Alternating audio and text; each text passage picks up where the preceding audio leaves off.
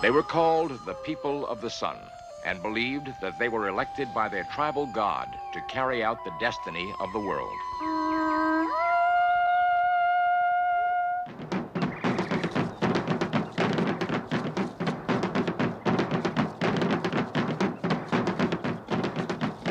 Guided by this religious imperative, the Aztecs fought their way to domination of the Western Hemisphere. They exacted tribute from over 30 other city-states. In 1519, ruled by the priest-king Montezuma, they were at the zenith of their power. But on April 22nd of that year, a small army of 508 soldiers, led by Conquistador Hernan Cortes, landed on the shore of Mexico. Why did Montezuma refuse to fight this enemy that would ultimately imprison him and change the face of the New World?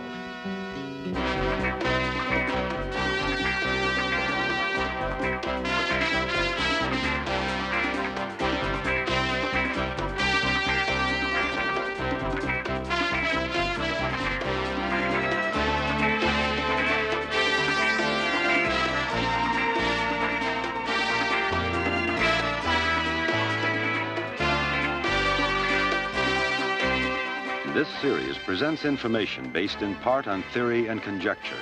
The producer's purpose is to suggest some possible explanations, but not necessarily the only ones, to the mysteries we will examine.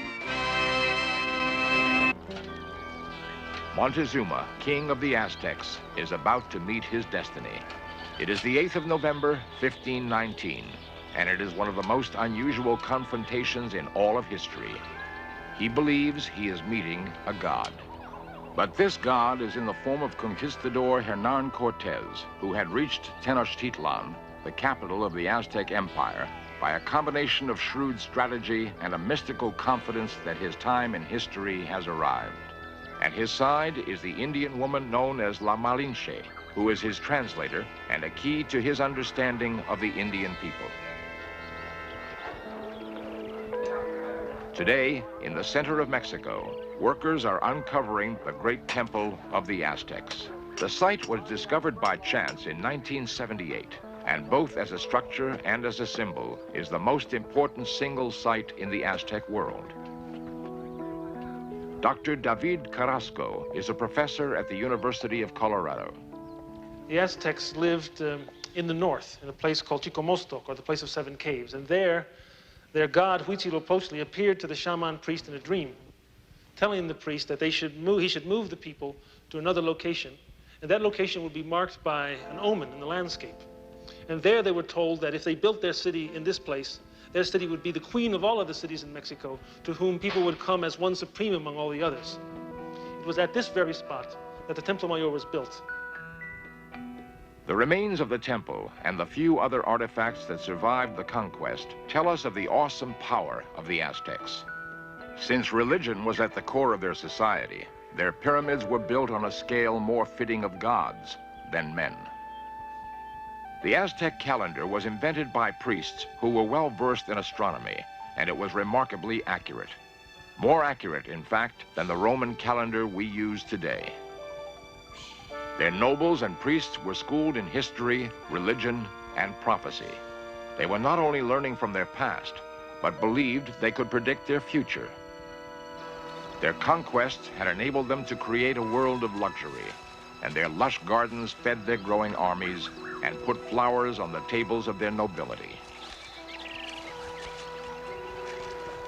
The primary sources that we have depict Moctezuma II as a highly sensitive, very spiritual, and deeply concerned Tlatoani, or king, who had a very close relationship to the major deity of the Aztecs, Huitzilopochtli. He carried the influence and the power of Huitzilopochtli in his own heart. He was the spokesman for this great deity. The Aztecs had a cyclical concept of time. Every 52 years, a new cycle began, and the gods had to be appeased at these crucial periods to assure the continued prosperity of their civilization. The year 1519 was the beginning of a new cycle, and there were ominous signs that their world was in danger. The Aztecs tell their story of the conquest in a very unusual way. They begin their story of how their world came to an end by telling not how the Spaniards first came to their land, but by telling that there were omens in the sky, signs in their own heavens, which indicated that their world, or their cosmos, was coming to an abrupt and violent end. The first omen that appears is a rip in the sky, which bleeds drop by drop onto the Aztec world, celestial influences. The second omen is a thunderbolt, which hits, burns down the temple of the great god Huitzilopochtli. A number of omens follow, which indicate that the Aztecs understood their own collapse as originating with celestial influences, not the presence of Spaniards. The final omen was the most frightening. One night, throughout Tenochtitlan, a woman's cry was heard. My children, we are lost." It came from everywhere and from nowhere, and the people were afraid. It is an eerie fact that the arrival of Cortes was foretold by the Aztec prophecies. Irony and coincidence played instrumental parts in the collision of these two great cultures. It was as though some guiding force had arranged the elements of this great drama, which the characters then acted out. We have records of this historic event in a personal account written by Bernal Diaz, a soldier in Cortes' army, and in the colorful picture writings of the Aztecs themselves. Both cultures seem to confirm the warning of the omens. But Professor James Lockhart has a different interpretation. The omens tell us mainly what the Aztecs, or the Indians of that area, were thinking many years after the conquest. Most of the ones we have are a generation or generation and a half. They're their attempt to explain what happened. And the kinds of things that we have, astronomical phenomena, strange animals, and the like, are part of a standard repertoire that these people often use to explain bad things that happen to them after the fact. Cortes was totally unaware of the Aztec situation when he approached the shores of Mexico. His main concern was keeping his expedition together, and to prevent desertion, he burned his ships after he was ashore. The great god Quetzalcoatl was prophesied to return on the very day that Cortes lands, and Montezuma has his people watching the coast in anticipation of this momentous event. A messenger brings him drawings of these beings, and the light-skinned, bearded figures are frighteningly similar to the traditional description of their god. Montezuma is overwhelmed and afraid to receive this mythical being, but also afraid to arouse his anger by keeping him away. What hand was guiding the Cortes expedition to land on that exact day? The mission was nearly aborted many times. Even as it got underway, conflict and uncertainty made it doubtful whether it would ever reach its destination. Yet, Cortes' sense of destiny pushed him on, ironically fulfilling the Aztec prophecy. Who knows where or how the Quetzalcoatl legend originated? His image was on every temple in the empire. The more fantastic theories see in Quetzalcoatl an Irishman, Norseman, or even Atlantean, who had landed on Mexico's shore in some ancient time. Quetzalcoatl was important because he ruled a magnificent kingdom, a magnificent city-state in which there was abundance, harmony between the gods and human beings, agricultural stability. But at a certain point in the golden day of Quetzalcoatl's kingdom, he had to leave, but he promised to return one day and restore the abundance and stability of this marvelous situation. It appears from the primary sources that we have that when the Spaniards began to march inland in 1519, led by Cortes, that the Aztecs, and especially the Aztec king Montezuma, interpreted the presence of the Spaniards as the return of this king Quetzalcoatl. And he investigated this identity in a number of ways. First of all, he sent out some representatives to paint pictures of Cortes and the Spaniards so that these pictures could be brought back and compared with the pictures that they had of their own Toltec ancestors. Secondly, Montezuma sent out food to see if the Spaniards would eat the Indian food, would recognize it. Were they indeed human beings, or were they other kinds of beings, or were they some sort of combination of beings, human beings and supernatural beings? Many of the Indians near the coast do not share Montezuma's reverence for these intruders and want to drive them out. But their fighting methods are no match for the Spaniards.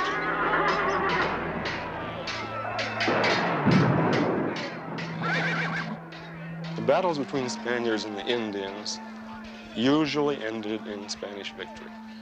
The Spaniards had the great advantage of steel, which both offensive and defensive gave them an advantage that the Indians simply could not equal. The steel sword could cut through anything the Indians had. The steel helmet could not be penetrated by anything the Indians had. The other great advantage that the Spaniards had was the horse, which fulfilled the function, essentially, of a tank in modern warfare. And these two then were used in conjunction. A fairly large body of Spanish footmen with their swords would hack away at huge numbers of Indians, killing them and killing them and killing them until they got tired. Whereupon the horsemen would burst out and push the Indians back, which they could do. And then they would return to inside the Spanish group, and the Spaniards would begin doing it all over again.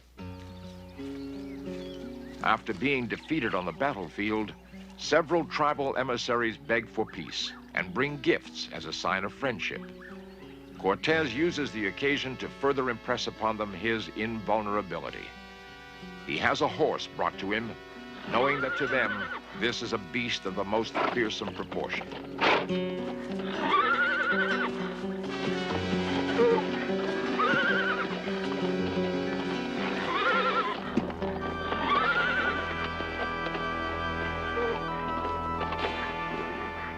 He is quick to take advantage of the moment.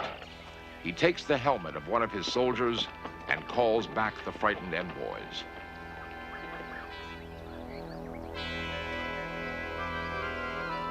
He then commands them to take the helmet to Montezuma and have it filled with gold. Even this helmet seems to be an object of wonder to them. It appeared to them that this helmet was very similar, if not the same kind of helmet, which the great Aztec deity Huitzilopochtli wore. We're told that the helmet was taken to Moctezuma, and when he saw it, he marveled at this possibility, and in fact compared it to the helmet which was associated with Huitzilopochtli, and was very impressed by the similarity, and in fact afraid. Montezuma does as commanded, but still, he sends the message for Cortes to come no further.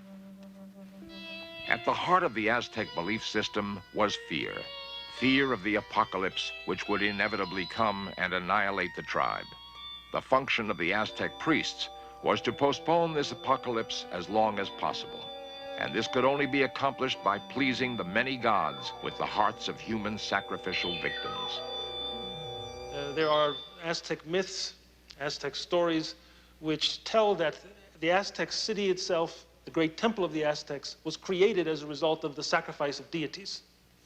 These stories of sacrifice of gods became the models for the ritual system and the ritual processes of the Aztecs themselves.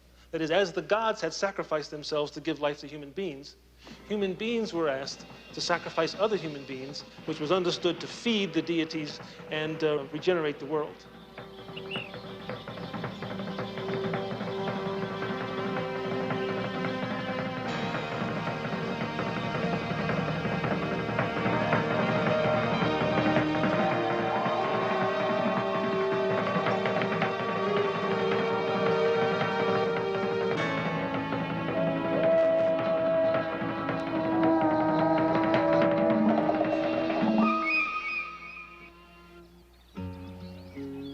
Cortes receives his helmet, along with the warning not to come. One of the other tribes is more emphatic. We are going to kill these who are called gods and offer them up for sacrifice. Cortes gathers his men to pray for good fortune and strength against an enemy that outnumbers them more than 1,000 to 1.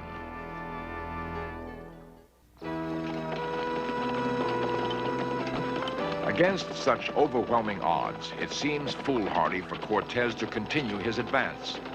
But his ambition propels him forward, and the lure of wealth and power keeps his troops behind him. One of the most repulsive dimensions which the Aztecs felt about the Spanish invasion of their country was the Spanish greed for gold. The Aztecs said of the Spaniards, they're like dogs seeking gold. Gold is their sickness. The lure he holds out to the Indians of Mexico is freedom from Aztec domination. He will use every tactic at his disposal, every weapon in his arsenal, and every person in his path in his determination to become master of the New World. People have been saying for a long time that Cortes didn't tell it right. He overpraises Mexico as to its great extent and population and wealth. Not that it wasn't impressive, but he doesn't really care about that so much as he wants to impress the emperor back home that what a service he has done in giving him such a huge principality. He also over-evaluates the religious component and the patriotic component in what he's doing. They may have been very real too, but that wasn't really the reason that he did what he did. But in his letters back home, it appears that his whole motivation is Christianity and service to the emperor, when actually his motivation is that he be confirmed as governor. Even after consulting with his gods, Montezuma can think of nothing to avoid the impending disaster. Cortes is invulnerable in battle and immune to magic spells. He certainly must be a god. It was ages ago that Quetzalcoatl was driven out of the land by a rival deity, and now with his return, there will be a clash between the two powers that will do incalculable damage. As the Spaniards were approaching the Aztec capital of Tenochtitlan, they expected to see something magnificent and great, because they had heard about Moctezuma's great city, the great temple of Tenochtitlan, and the mighty power of the Aztec nobility. When they entered the city, what they saw was even much more magnificent. Bernal Diaz describes the Spaniards' approach to the capital city. When we saw the town with buildings rising from the water, all made of stone, it seemed like an enchanted vision. Some of our soldiers asked whether it was not all a dream. Montezuma himself greets them as they enter the city center with these words: "O Lord, with what trouble have you journeyed to reach us, have arrived in this land, your own city of Mexico, to sit on your throne, which I have been guarding for you this while. I have been watching for you, for my ancestors told that you would return. Welcome to this land, rest a while, rest in your palace." I believe that Cortes, in fact, was taking an enormous risk in going into Tenochtitlan. But I'm not sure that the Spaniards realized that they were.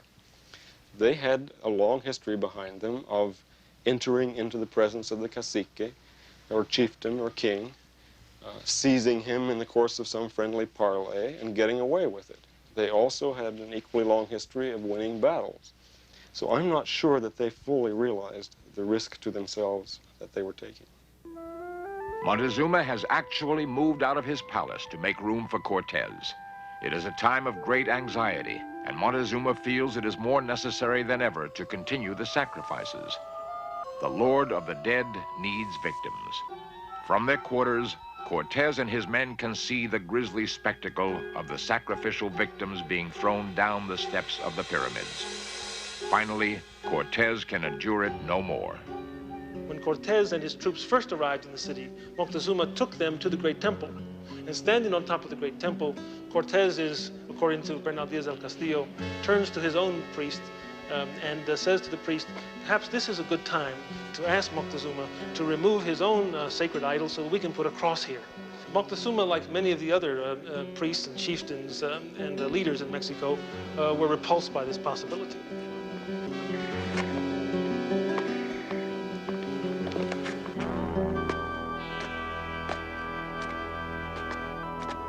The presence of the Spaniards is causing conflict among the Aztec leaders. Rumors of uprising are heard throughout Tenochtitlan. In a desperate attempt to avert disaster, Cortes takes Montezuma prisoner. This is a bold maneuver while in the heart of the Aztec Empire. And to further assert his power, he displays the bound king to his people.